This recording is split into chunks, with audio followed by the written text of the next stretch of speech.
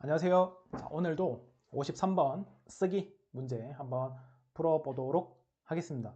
자, 이 53번 문제는 딱 형태가 정해져 있기 때문에 사실 구문, 문법, 어휘가 어느 정도 갖춰진 상태라면 비슷한 문제를 한 10개에서 20개만 풀어보더라도 거의 만점이 나올 수 있습니다.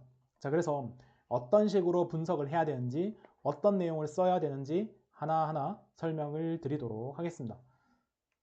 자, 여기에 항상은 아니지만 여기 보면 조사기관이 나와 있죠. 조사기관. 자, 그러면 조사기관에 대한 내용을 써야겠죠. 산업경제연구소가 이러한 것을 조사했다. 또는 산업경제연구소 땡땡 연구소에 따르면 이러한 내용이 있다. 이 내용을 맨 첫 번째 문장에 적는 거예요. 자, 일단 지금은 내용을 보면서 어떤 내용을 써야 되는지 제가 설명을 해주는 시간이고, 이 설명이 끝나면 한 문장 한 문장 어떻게 써야 되는지를 보여드릴게요. 자, 그 다음에 여기 보면 대형마트, 그 다음에 편의점이 있죠. 자, 그리고 지금 이 기출 문제를 풀어봤는데 라고 생각을 하시는 분들도 잘 한번 들어보세요.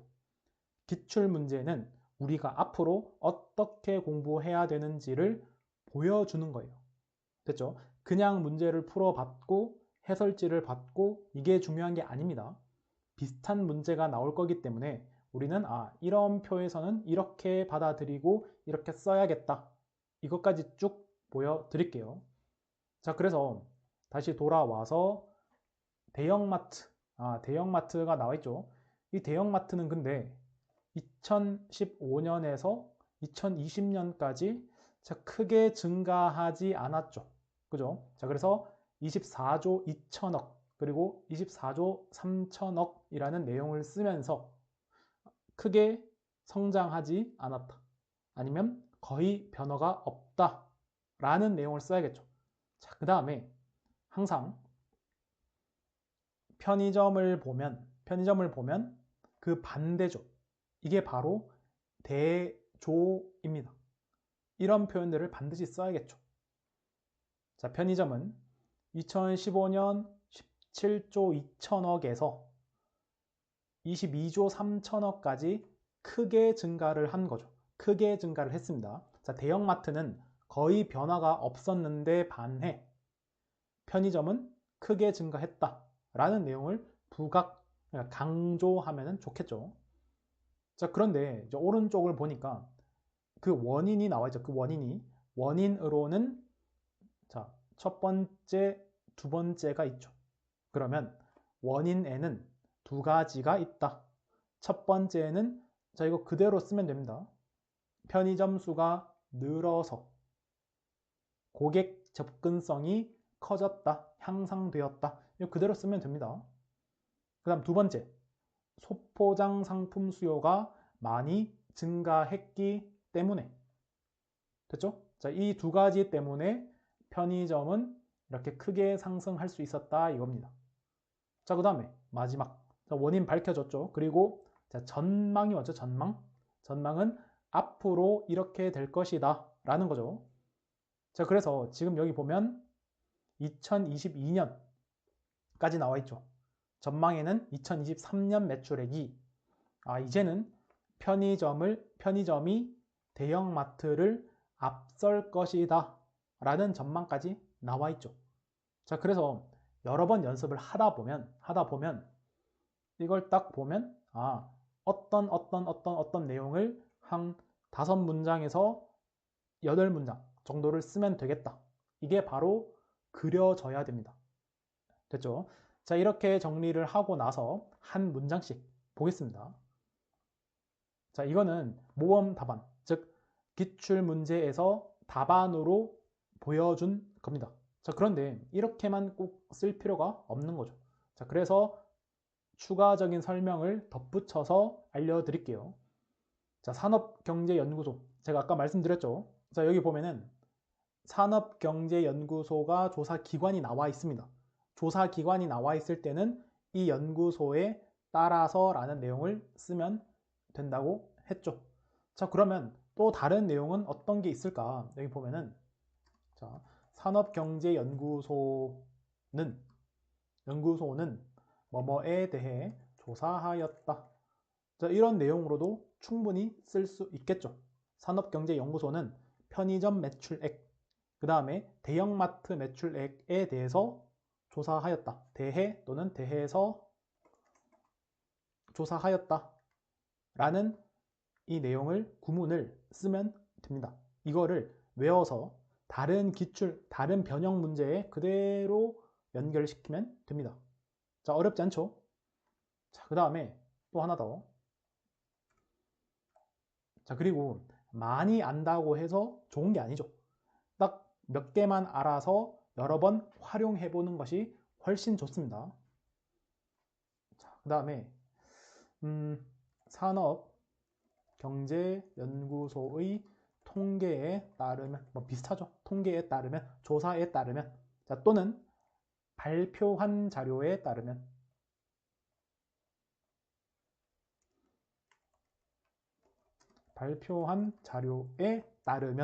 자, 이 정도만 알면은 충분합니다. 첫 문장을 이걸로 쓰는 거예요.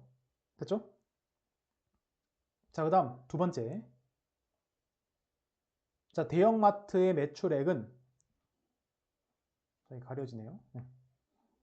대형마트의 매출액은 2015년에 얼마였고, 그 다음에 2022년에 얼마였다.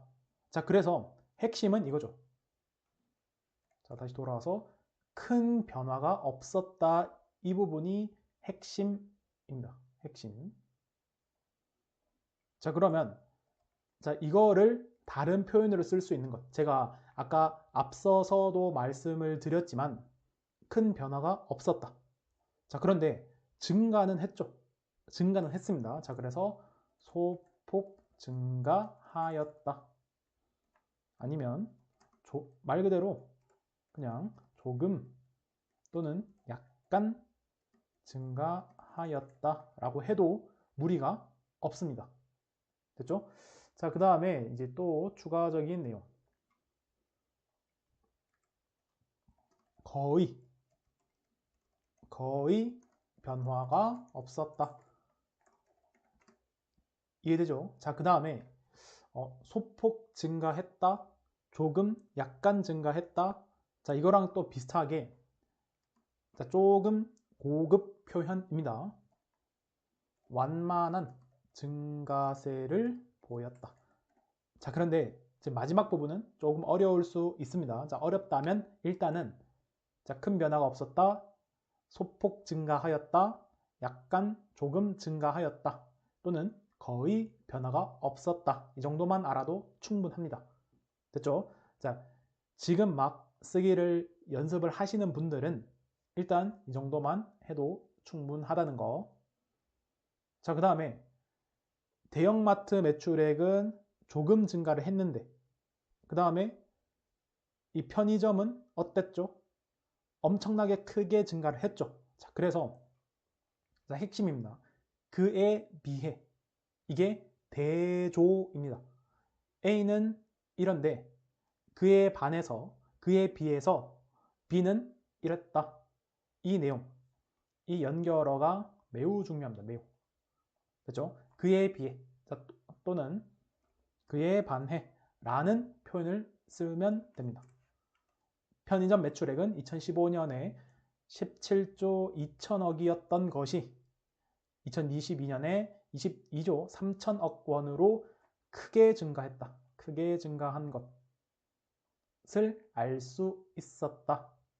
됐죠? 자, 여기서 그에 반해, 그에 비해, 자, 또는 그냥 반면에 라는 표현을 써도 됩니다. 자, 대조 장치는 독해에도 그렇고 쓰기에도 그렇고 너무너무 정말 중요합니다. 아시겠죠? 그 다음에 자, 크게 증가했다. 자, 이 부분을 좀 보면은 큰 폭으로 증가했다. 로 써도 되고요. 크게 큰 폭으로 증가한 것, 이렇게 한 것을 알 수 있었다. 이렇게 하면 되겠죠. 자, 또는 매출이 꾸준히 증가하였다. 꾸준히 계속해서 증가하였다 라는 표현도 쓸 수 있겠죠. 그죠? 자, 그 다음에 또 다른 표현으로는 눈에 띄게 증가하였다 라는 표현도 쓸 수 있습니다. 눈에 띄게 확 크게 증가하였다. 자, 이 정도 표현은 그러니까 노란색 포인트가 아주 중요한 부분입니다. 그 다음에 이어서 자, 이렇게 편의점 매출액이 크게 증가한 원인. 자, 원인 두 가지 있었죠. 원인은 자, 첫째 이렇게 그대로 쓰면 됩니다. 그대로. 둘째 소포장 상품 수요가 증가했기 때문이다. 자, 이렇게 해도 되고 아니면 더 간단하게 이렇게 편의점 매출액이 크게 증가한 원인은 자, 이것보다 훨씬 더 간단하고 쉬운 표현을 써보자면 자, 이러한 변화의 원인으로 두 가지가 있다. 자, 이렇게 하고 첫째, 둘째 이렇게 쓰면 되겠죠. 됐죠? 자, 이러한 변화의 원인으로는 두 가지가 있다.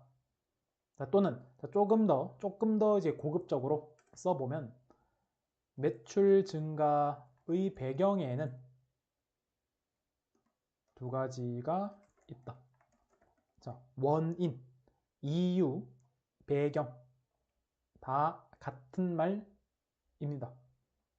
자, 이럴 때 어휘적으로 공부를 해 놓으면 좋겠죠. 원인으로는 배경에는 두 가지가 있다. 자, 마지막으로 자, 이러한 추세로 볼 때 자, 이런 또는 이러한